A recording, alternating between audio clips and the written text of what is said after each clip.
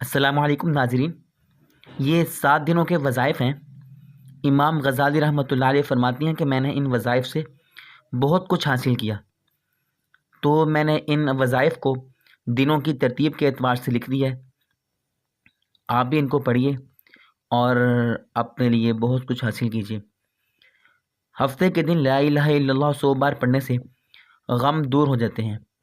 اتوار کے دن یا حی یا قیوم 1000 بار پڑھنے سے روزی غیب سے ملتی ہے، اور سوموار کے دن آیت کریمہ 100 بار پڑھنے سے مشکلات دور ہوتی ہیں۔ منگل کے دن صلی اللہ علیہ نبی و آلہ وسلم 1000 بار پڑھنے سے ہر بیماری دور ہوتی ہے، اور بدھ کے دن استغفار 1000 بار پڑھنے سے انسان قبر کے عذاب سے محفوظ رہتا ہے۔